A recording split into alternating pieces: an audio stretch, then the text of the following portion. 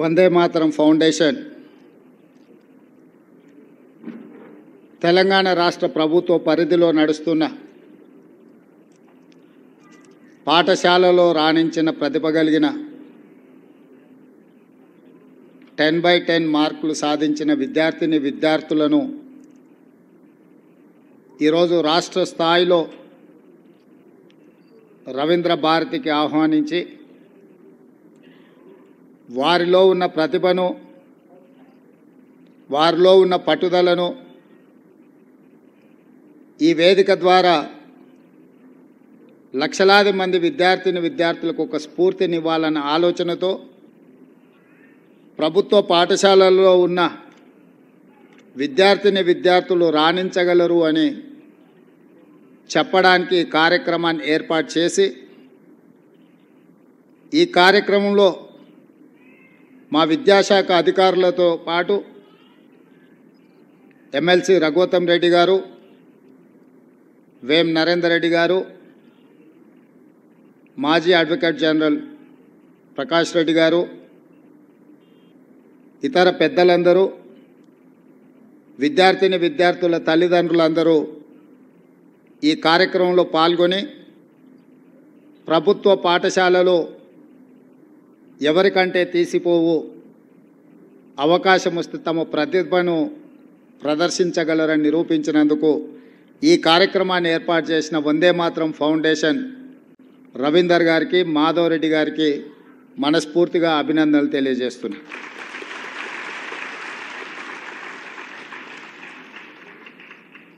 వాస్తవంగా ఇలాంటి కార్యక్రమాలను రాష్ట్ర ప్రభుత్వ పరంగానే అధికారికంగా నిర్వహిస్తే బాగుండేది. కానీ ప్రభుత్వం చేయాల్సిన బాధ్యతను వందే మాతరం ఫౌండేషన్ నిర్వహించడం ద్వారా మా ప్రభుత్వానికి కూడా బాధ్యతను గుర్తు చేసినారు. ఇది ఒక మంచి కార్యక్రమం అని చెప్పి నేను ఈ సందర్భంగా తెలియజేయదలుచుకున్నాను. మిత్రులారా, మీ తల్లిదండ్రులు కష్టపడి, మీ తల్లిదండ్రులు మీ మీద ఎన్నో ఆలోచనలు పెట్టుకొని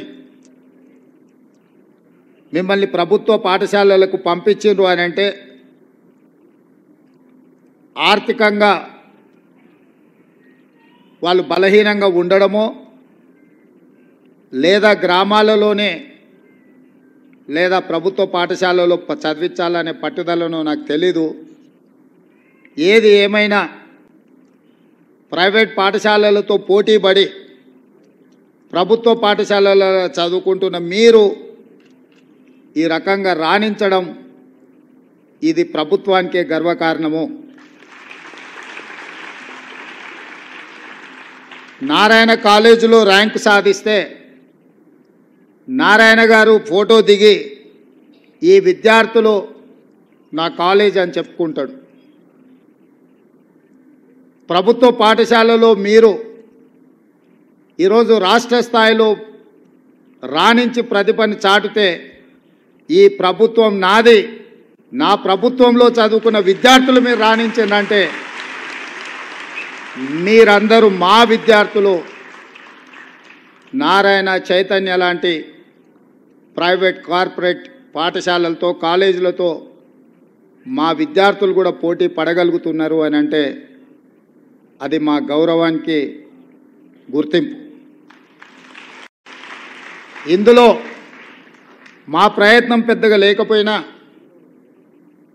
మా ప్రభుత్వం పెద్ద ఎత్తున మీ పట్ల దృష్టి సారించకపోయినా మట్టిలో మాణిక్యాలుగా మీరు రాణించి ఈనాడు ఈ ప్రభుత్వానికి గౌరవం తెచ్చిపెట్టినందుకు విద్యార్థులందరినీ కూడా మనస్ఫూర్తిగా నేను అభినందిస్తున్నాను.